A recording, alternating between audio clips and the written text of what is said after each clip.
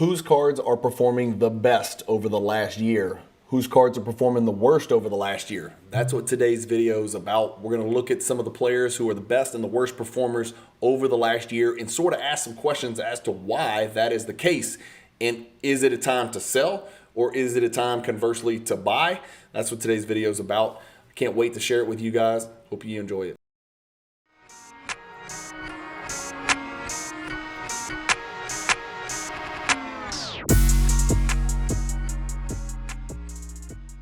PWCC is a great way to sell your sports cards. If you're looking for a way to support the Cajun Cardboard YouTube channel, consider using the promo code Cajun, all caps, C-A-J-U-N, when you're selling your cards on the PWCC marketplace.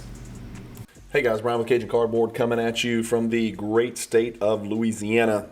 And today's episode is going to be, we're going to take a look at the hottest and coldest players over the last 1 year based on their card ladder index with a couple of necessary criteria. I have got card ladder pulled up. This just kind of popped in my head. I've been doing so much cross-country collection, Jordan collecting, PWCC weekly recaps, 90s centric stuff, you know, focusing on the stuff that I'm doing, that I'm collecting, the me. That's just kind of what I've been doing lately, taking inventory of what I'm doing, why I'm doing it, and kind of working through my collection. That I haven't done a lot of, investor type videos recently. So this is going to be, a kind of what's going on, an update on the market, an investor type video that is going to appeal to a lot of the modern and ultra modern collectors, and maybe some older collectors as well. So let's always start with the bad so we can finish with the good, and so we feel good when we walk away from this video. I don't intend for this to be a long one, and it is not very organized. But I am got on here, card ladder, I'm in the indexes, I'm under players. I have put in a criteria that there must be more than 100 data points or 100 cards in the card ladder database because I want a large enough sample size that we don't draw illogical conclusions that really serve no purpose. So the worst performing, this should not be a surprise, the worst performing player index over the last 1 year based on percentage that has more than 100 cards in the card ladder index is Jordan Poole. And so that should not be a surprise. He was hot as a firecracker. His cards ran when we thought he was going to kind of take the torch from Steph Curry. Then he got punched in the face by Draymond Green, who has since then choked somebody and also turned around and sucker punched like one of the nicest dudes in the league, Yusuf Nurkic, and gone off the reservation. But let's look at some Jordan Poole cards. As you can see, look where his index ran to as recently as 2022. So part of the reason that his cards have dropped the most is because they ran so violently prior to the last year.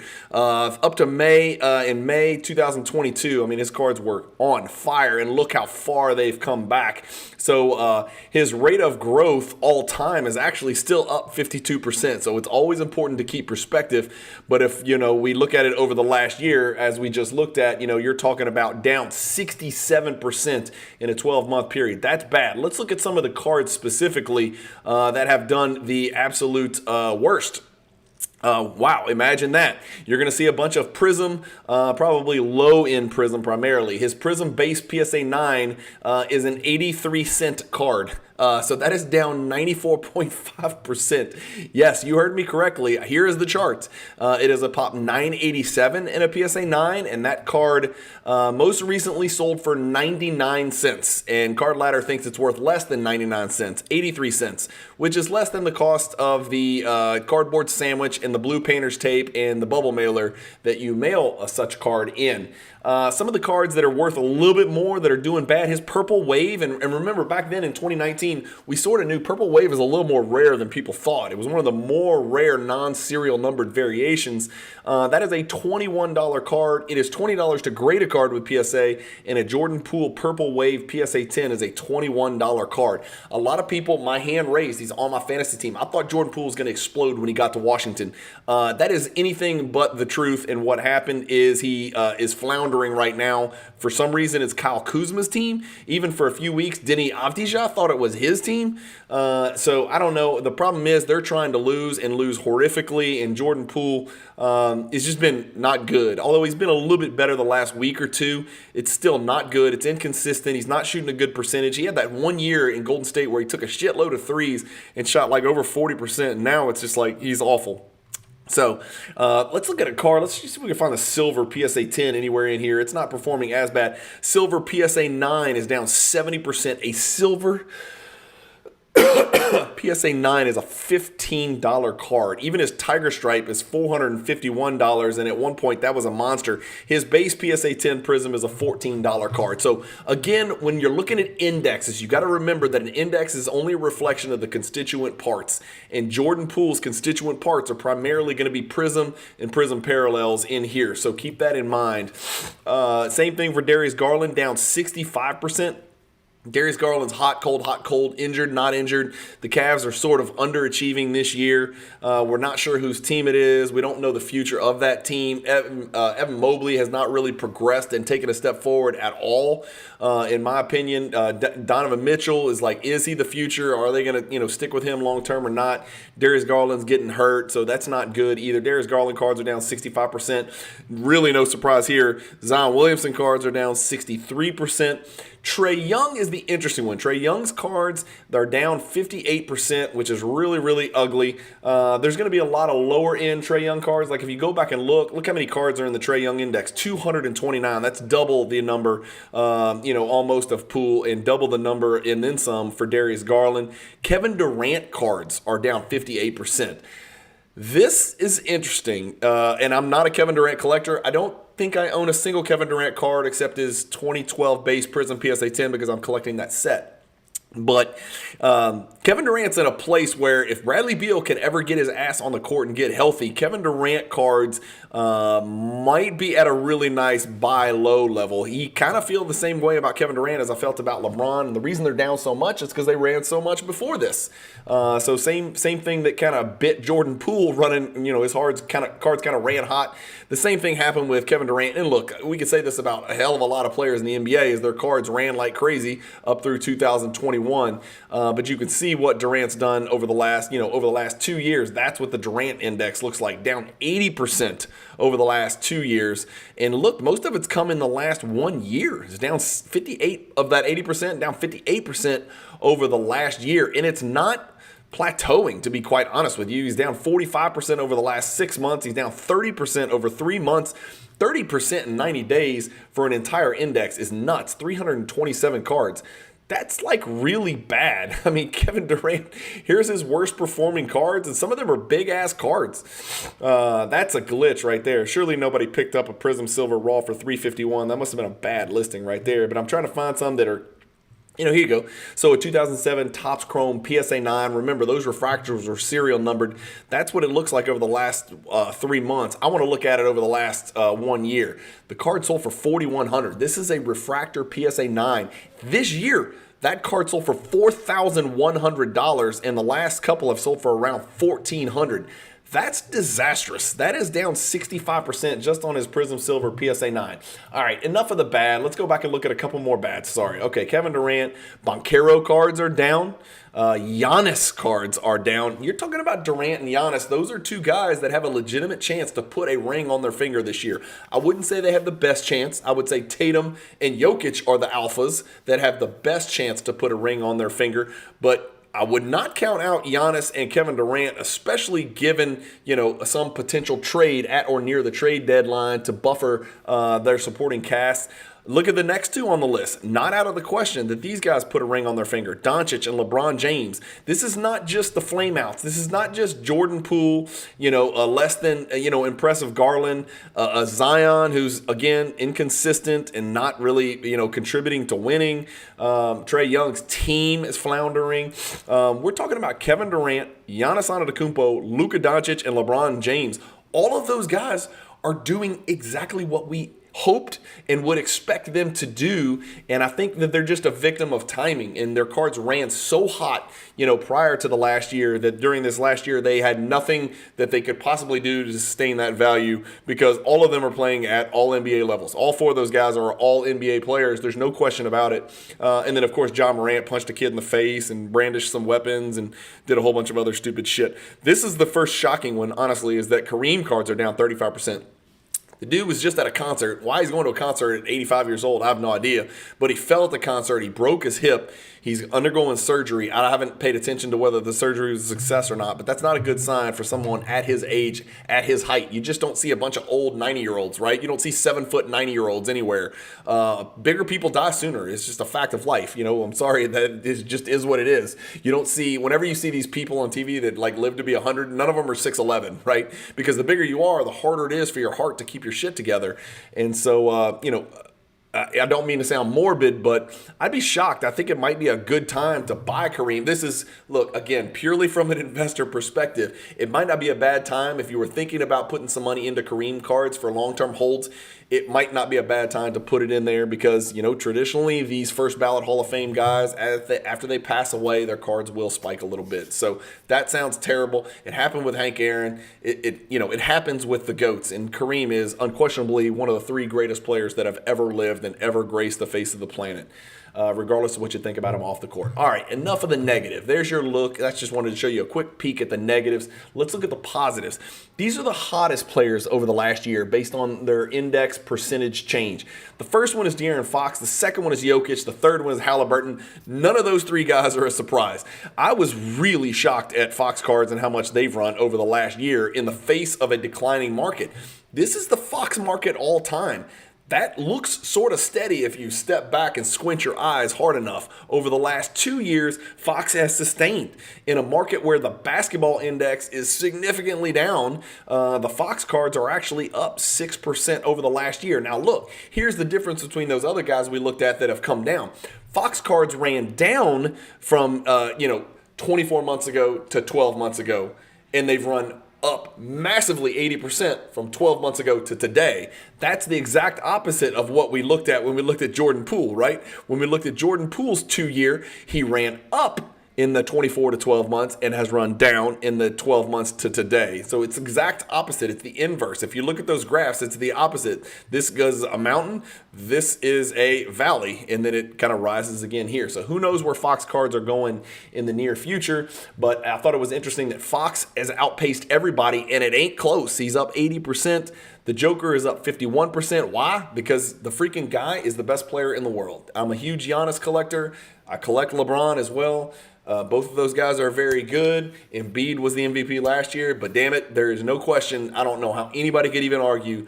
Nikola Jokic right now is the best player on planet Earth. The analytics back it up. The aggregate stats back it up. His team record missing Murray for a bunch of games backs it up. He's the best player in the world. Tyrese Halliburton, along with Fox, along with Maxey, probably on a different level than Maxey, Fox and Halliburton are becoming that dude, right? They're becoming that franchise dude. I don't think either one of their teams are there.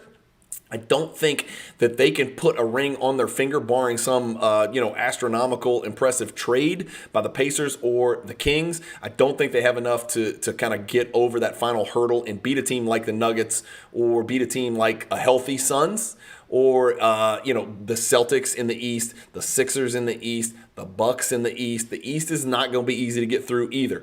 This is the first real surprise. Kareem was the first real surprise on the other end, maybe Durant, but Grant Hill cards being up 27% is pretty shocking. What kind of cards does Grant Hill have that are up that percentage? His Noise Boys PSA 9 doubled over the last 12 months. His Thunder and Lightning Raw almost doubled. His Collegiate Best with Coding, I don't even know what the hell that is, doubled over the last, it's $4.83. Let's look at some relevant cards. Slam Cam PSA 8, 87% up. His Kaboom Raw, $875. That seems like a lot of money for a Grant Hill Kaboom card from 2014. That seems very obscure. His Upper Deck Rookie from 1994 is up to $132. That's a 65% increase. His Ultra Stars 9 is up 57%. His Refractor with Coating. These are some of the great 90s inserts that I'm talking about, right? You're talking about the Parallel from 94 Finest. You're talking about the insert, the Ultra Stars, right? Not the gold, but the Ultra Stars. His Championship Galaxy from 97 Metal Universe Championship. His Ultra Star Power Supreme, his Golden Touch, which I've touched on recently, no pun intended. So Grant Hill cards being up over the last year is a pretty good indication and a pretty good sign for 90s collectors, right? Because he's kind of indicative of that decade, right? Kevin Garnett cards, same thing, same exact era of collectability. Kevin Garnett was a rookie in 95 and Grant Hill was a rookie in 94, so they span that exact same era. SGA cards, that's not a surprise that his cards are up. I like the Thunder. Again, I'm not sure they're quite ready. I don't think they need to make trades. I think they just need more time. I don't think they're quite ready this year. Anthony Hardaway fits right into that category with Grant Hill and Kevin Garnett as a good indication of 90s cards sort of thriving during this downward and this declining market. And then, of course, MJ is the last one that's been positive over the last year. Of all the players that have more than 100 cards in the card ladder database, only 1, 2, 3, 4, 5, 6, 7, 8 are up. 8 are up. If I keep scrolling, look how many are down. There is definitely more down than there are up. And there's just not that many people with 100 cards. If we change this filter, let's go change this filter. Let's just take the filter off. That's not going to be helpful. Let's go back and change the filter again. Minimum cards. Let's change it to 50. It's gonna increase our potential pool. I don't know what a Vesuvian doppelganger is. These all sound like gaming cards. Okay, they're doing great. The doppelganger is doing great. So is the Gauntlet of Might, surprisingly. But there's Fox again. Does that bring anybody else in here? It brings in players from other sports for some reason. Let's go filter to basketball. Here we go. I got rid of the Gauntlet of Might. Moses Malone sneaks in there with 54 cards, up 50%. That's interesting. Jimmy Butler, 60 cards, up 18%. So it's bringing in some guys we didn't see. Olajuwon, another 90s era guy. Jordan, Westbrook cards are actually in the green over the last 12 months. That is not something I would have expected to see. If we change this to the worst performing and we change it to a 50 threshold, Jalen Green's getting crushed. Jalen Green and Poole, same player, same expectations, same position, same type of game, sort of to some extent. One's a little bit more of an elevator man than the other, but both of them getting murdered in this market. LaMelo Ball getting destroyed. Dwayne Wade really surprises me. I don't understand that. That is a lot of percentage points to be down over the last year for Dwayne Wade, who doesn't seem to have done anything wrong recently. Donovan Mitchell performing at an exceptional level, in my personal opinion. Cavs are sort of underachieving. I think we thought the Cavs were that sleeping giant in the East. It's not working out for them so far. Maybe they'll get it together. We just found out Evan Mobley's hurt for months. We just found out Darius Garland is hurt for months. That's not going to be good. I had a FanDuel bet that the Cavs were going to win 50 games this year. I thought that team would click and take a huge step forward. It's not happening. That is not good. I think Mitchell's going to be on his way out over the offseason, and I worry about the Cavs going forward. Maybe there'll be an addition by subtraction when you remove Mitchell and replace him with sort of more of a role player. I don't know. We'll see. It's never good when you take an all-NBA guy off your team, though. Trae Young, Kevin Durant, Paolo Banchero, all getting destroyed. We looked at those before. Kawhi Leonard cards getting destroyed, although he's actually recently, maybe the last 3-4 weeks, really putting up numbers, at least from what I've seen in the box scores. And then Devin Booker cards. Again, Booker and Durant cards are down. I would not be counting out the Phoenix Suns of winning this year's NBA title. If anybody's going to challenge the Nuggets in the West, I think it might be the Phoenix Suns. You've got a big body Nurkic that can at least slobber and lean and massage Jokic a little bit and make it a little bit tough. Maybe, I don't know. He weighs a shit ton. He kind of knows his game because they used to play together in Denver.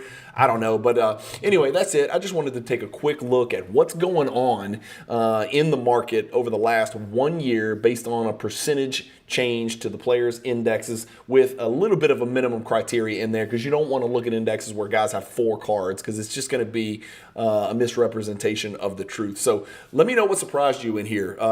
Jordan Poole being down, one of the worst. Jalen Green being down, one of the worst. Does that surprise you? Is it a buy time? You like buying when you see indexes that have crashed down 70, 80, 90%? Do you like buying? Are you jumping onto a prospect like a Jalen Green or Jordan Poole or a Darius Garland or LaMelo Ball?